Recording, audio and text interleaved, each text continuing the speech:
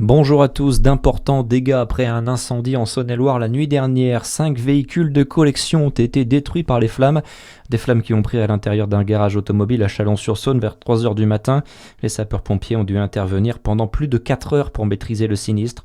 Le feu serait parti d'un des véhicules pour une raison qui reste à déterminer ce midi avant de se propager aux autres voitures. Jean-Didier Berger, ministre délégué au ministre de l'Intérieur Laurent Nunez, est en Côte d'Or aujourd'hui.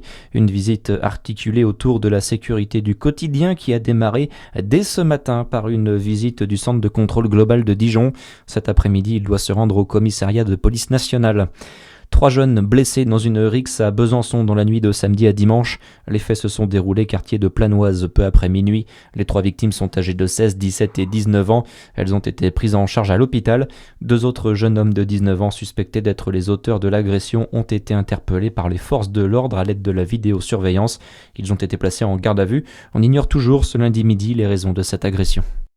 C'était vendredi à Lons-le-Saunier, la seconde édition du Salon des acteurs publics, un événement organisé par le département du Jura qui a rassemblé les élus locaux et les décideurs du secteur public. L'objectif, réfléchir et échanger ensemble sur l'avenir de nos territoires, notamment dans un contexte de transformation rapide et avec plusieurs enjeux ces prochaines années, à la transition écologique, le maintien des services publics, à les contraintes budgétaires ou encore l'arrivée de l'intelligence artificielle devenue aujourd'hui incontournable, explique Jérôme Fassenet, président du département, au micro de Charlie Chevasson. Aujourd'hui, on ne peut plus s'en passer. Si on avait dit « Oh non, on fera ça, ça ne nous intéresse pas », mais non, c'est plus possible.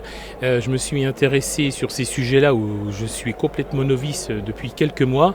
Et au fur et à mesure de ce que je vois, de ce qui se fait ailleurs, c'est vraiment un outil très important au service des collectivités, de nos habitants. Ça peut faire peur, c'est pour ça que ça doit vraiment rester un outil maîtrisé la donnée, qu'elle reste ici dans le département pour éviter qu'il y ait des utilisations malveillantes. Notez que cette deuxième édition s'est tenue dès le mois de juin et non au mois de septembre comme l'an passé, afin d'aider les municipalités fraîchement élues au mois de mars.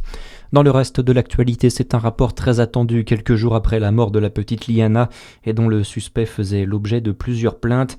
La commission indépendante sur l'inceste et les violences sexuelles rend ce midi une évaluation sur la façon dont le gouvernement a mis en œuvre depuis 2 ans ces dizaines de recommandations sur les violences sexuelles sur mineurs.